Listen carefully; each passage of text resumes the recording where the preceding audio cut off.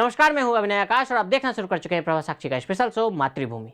साल 1947 के बाद से ही देश में आजादी की लहर तो थी, लेकिन पूरे देश को एक राष्ट्र बनाने की समस्या भी थी। इन्हीं में से कई रियासतें ऐसी भी थी जिन्होंने भारत का हिस्सा बनाने में देश की पूरी सियासत को कई पापड़ बेलने पड़े। ऐसी ही एक रियासत त्रिपुरा की थी, जो कि पहले भारत का हिस्सा नहीं था। एक वक्त था जब भारत के नॉर्थ ईस्ट में बसे त्रिपुरा राज्य पर माणिक्य वंश का राज हुआ था।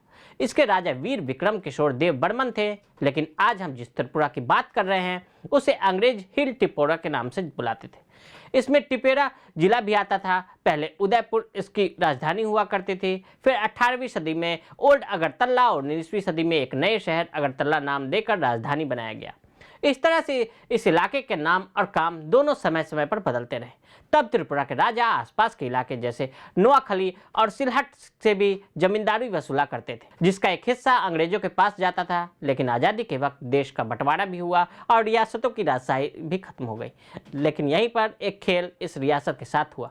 रेड क्लिफ, जिसने भारत और पाकिस्तान बंटवारे की लकीर खींची थी, उसने टिपेरा जिला यानी आज के त्रिपुरा और नोआखली समेत काफ़ी हिस्सा पाकिस्तान को दे दिया था। इसके अलावा चटगांव का हिस्सा भी पाकिस्तान के हिस्से में चला गया था, जबकि यहाँ 97% जनसंख्या बौद्ध धर्म को मानने वालों की थी। ये लोग भारत से जुड़ना चाहते थे। भारत की सबसे पुरानी रियासतों में से एक था त्रिपुरा। त्रिपुरा को प्राचीन भारत की सबसे पुरानी रियासतों में से एक होने का दावा किया जाता है।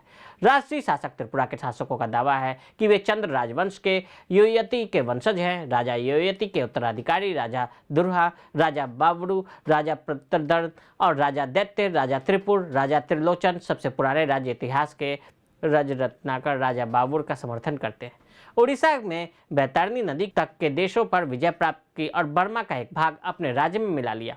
समुद्र को भी अपने अधीन कर लिया। राजा बाबरू को भी अश्वमेध में शामिल हुए। अयोध्या के सम्राट दशरथ का यज्ञ राजा त्रिपुर राजा के समकालीन थे। महाभारत काल के युधिष्ठिर कहा जाता था उन्हें। राजा त्रिलोचन राजा सूर्य यज्ञ में शामिल हुए। महाभारत काल के युधिष्ठिर राजा त्रिलोचन एक धर्मात्म राजा थे जो भगवान शिव के भक्त थे।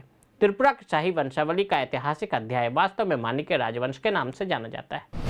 35 महाराजाओं ने त्रिपुरा पर किया शासन। महाराजा महामाणिक्य का शासनकाल शुरू हुआ तो 1400 ईस्वी में महाराजा महा का राज्याभिषेक हुआ। माणिक्य पहले शासक थे जिन्होंने माणिक्य के शाही उपाधि से राज्य पर शासन करना शुरू किया। बीच में प्रथम शासक महाराजा महामाणिक्य और अंतिम शासक महाराजा वीर विक्रम किशोर माणिक्य बहादुर माणिक्य के शाही उपाधि धारण करके रियासत पर शासन किया। कुल मिलाकर 35 महाराजाओं ने त्रिपुरा पर शासन किया। अंतिम राजा महाराजा वीर विक्रम किशोर माणिक्य बहादुर, जिन्होंने 1923 से 1947 तक शासन किया, वो एक बहुमुखी प्रतिभा के धनी थे, दूरदर्शी राजा जिनकी मृत्यु 17 मई 1947 को हुई।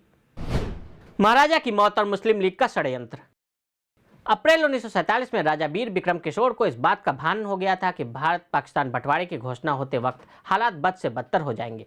28 अप्रैल 1947 के दिन राजा वीर विक्रम ने ऐलान किया कि त्रिपुरा भारत का हिस्सा बनने जा रहा है। संविधान सभा के सचिव को भी इसकी सूचना टेलीग्राम के जरिए भिजवा दी गई, लेकिन 19 दिन बाद ही महाराज की अचानक मौत हो जाती है। उनके बेटे किरीट विक्रम की आयु राजपाट संभालने के लायक नहीं थी, इसलिए रानी कंचन प्रभा देवी को राजकाज का काम सौंपा गया। दिवंगत राजा के सौतेले भाई दुर्जय किशोर इसके बाद हरकत में आए। उन्होंने अंजुमन इस्लामिया समूह के नेता मोहम्मद अब्दुल बारिक खान उर्फ गोदू मियाँ से हाथ मिला लिया। दोनों मिलकर त्रिपुरा को पूर्वी पाकिस्तान में विलय करने की कोशिश करने लगे। हालांकि यह साजिश लीक हो गई। महारानी ने बिना क्षण गवाए परिषद में दुर्जय का समर्थन करने वाले मंत्रियों की छुट्टी कर दी और उन्हें रातों रात रियासत से बाहर कर दिया। यहाँ तक कि उनके कदम रखने पर भी पाबंदी लगा दी। तुरंत एक्शन में आए सरदार। रानी कंचन प्रभा इससे पहले अपने पिता और पन्ना के महाराजा के साथ सरदार पटेल से मुलाकात कर चुकी थी। उन्होंने भारत के पक्ष में अपने हितों को सुरक्षित रखने में मदद मांगी। पटेल ने असम के तत्कालीन राज्यपाल सर अकबर हैदरी को त्वरित कार्रवाई करने के लिए लिखा। कुछ ही दिनों बाद एयरफोर्स की एक टुकड़ी को त्रिपुरा के लिए रवाना कर दिया। रानी को शिलोंग में सुरक्षा दी गई। सरदार पटेल और सर हैदरी के सक्रिय समर्थन से उन्होंने अंजुमन इस्लामिया के अब्दुल बारिक और गेदू मियाँ जैसे लोगों की साजिशों को विफल कर दिया, जो चाहते थे कि त्रिपुरा पाकिस्तान में विलय हो जाए। महारानी ने भारत की सलाह पर 12 जनवरी 1948 को रीजेंसी काउंसिल भंग करते हुए सरकार से बातचीत के लिए स्वयं प्रतिनिधि बन गई। 15 अक्टूबर 1949 को त्रिपुरा का हुआ भारत में विलय। राज्य के भारत में विलय के साथ साम्राज्य रियासत शासन समाप्त हो गया।